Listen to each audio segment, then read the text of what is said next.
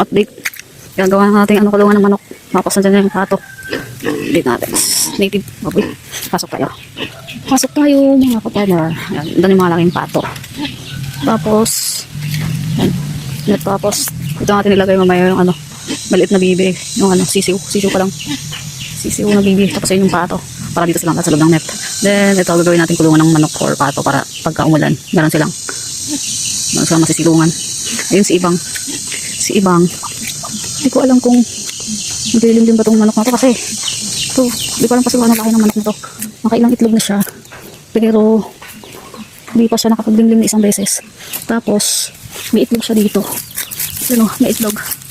2, 4, 6. 6 yung itlog niya. So, medyo matagal na itong itlog na to. Hindi na dadagdagan. So, baka naglilim na siya. Pero, parang hindi siya marunong maglimlim. Kasi, hindi siya dito na-stay. So, ito, dito lang to para dito sila mangitlog yung pato. Tapos, may panibagong net tayo ito, pang doble. Manipis kasi itong isa. Unang bili ko, sobrang nipis. Nanipis lang. Napatid na nga eh. Tapos bumili tayo ulit. Ito medyo makapal na. Pangalawang bili. So, pang doble lang yun dyan. Para mabilis masira at makalabas. Yan. May pato pa sa labas. Sa yan. Sa mga kapitbahay. Yan. Tapos, ito yung pagkain ng pato. Mais. Tsaka ito yung balon. Ito yung balon guys. And then may submersible tayo dito. Yan. Submersible. Nandiyan lang siya. Napabayaan lang natin siya dyan. Kasi para pinapaandar lang natin to kapag gaano tayo ng baboy. Nagpapaligo ng baboy. Siya lililis ng kanilang kulungan. Tapos ito yung mga pato natin. Yan. Ayusin ko yung net na yan mamaya. Tapos yung baboy nakakulong. Tapos itong fish pond. Ayusin namin itong fish pond na to. Medyo malalim natin to eh. Nilagyan ko ito ng tilapia. 12 pieces lang pero bibili pa ako ng mga 100 pieces para ilagay natin dyan. Ito yung maliit na kulungan ng baby duck kung sakali.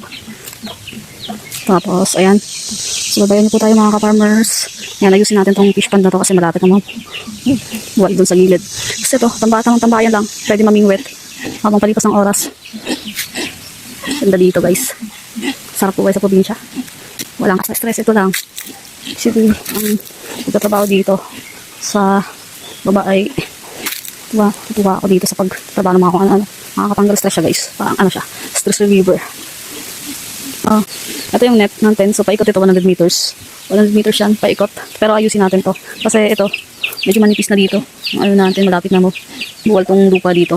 So tatambakan natin dito ng lupa. Para medyo lumapad. Sapa na yan. Yan, sapa na.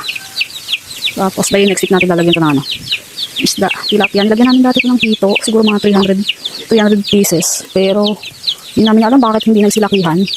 Siguro gawa nung overcrowded sila or ganun. Makita nyo guys, tilapia. Kanina ko lang ito nilagay. Yan 10 piso isa. Pagbili ko niyan 10 piso isa. Pero 50 pieces dapat sila. Kaya lang nagkandamatayan kasi gawa nung nag-a-adjust sila sa tubig. Kasi galing sila sa tubig alat. Ayun. Nilagay muna natin siya doon sa batya ng 2 araw para masanay siya na yung tanong sa tubig tabang. Kaya lang ngayon nabawasan. Nagkandamatayan. 12 na lang yung natira sa 50. So ayun, 12 na lang nandito. Pero may bibili ulit ako bali 100 pieces ulit yun. So update ulit tayo dyan. Yan pala yung alaga ng baboy.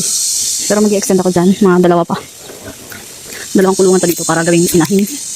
Inahin. Yan. Mag-i-extend. Tapos ayun, native lang yan. Nandyan lang siya. Native na baboy. Tapos yung nandito is Hypor and then Durox. Yan. Update natin tayo guys. Mamaya dito magtatrabaho mo na dito. Tatambakan ko yan. Papay. Langka. Ito yung native. Native na baboy. Dito lang yung sila sa labas. Yan. Native na baboy. Tapos ito yung alaga natin. Alaga natin baboy. Check natin kung may feeds pa. Pero paubos na. Bili na ulit tayo. Mag-change na tayo ng foods. Gawin natin finisher. Booster. So, loading. Ito, puti. Loading naman. Tapos ito yung pang-expose natin. Bali, 2 inanong gagawin natin para ayos. Hello. Hello, Dee. Tapos, mag-extend tayo dito. Mga 2 pa. Para kulungan ng inahin. Ito, extend natin dito. Rabbit. Yan.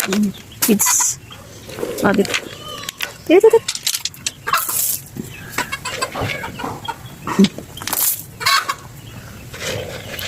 Rabbit.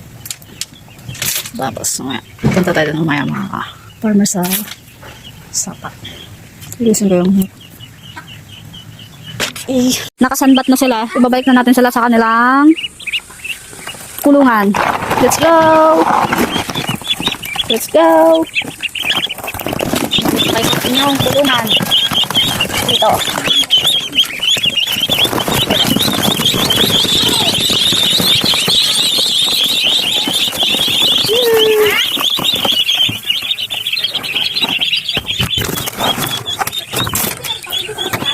Ito na sila guys. So, beetle nut. Tanim natin mamaya dun sa gilid ng fish pond. Beetle nut. Lunga. Ligo. Seeds. Kangkong seeds. Tapos pechay. Itong isa. Hindi pa sure kung ano. Ano na ito? Pipino. Tapos yun lang yung mga tumubo. And the rest, wala. Hindi nagtubo yung iba. Start pa lang tayo. Tapos, yan yung iba. Papaya. Ito. Gawin compost. Tambakan na. Turtle. Ay, isda na yung namin hindi. Apat na turtle. Apat na turtle. Hindi yan yun. Kapalit kasi natin kuha na eh. Tapos, dito yung mga pinunla natin. Hindi lahat. Not sure kung tumubo pa lahat. Tapos, meron pa dito. Ayan na siya. Tinanim na namin. Pechay, kangkong, pipino, avocado, papaya. Papaya ang ayaw bumunga. Kalabasa. Gabi. Okay. Ito meron pa isa dito. Kangkong.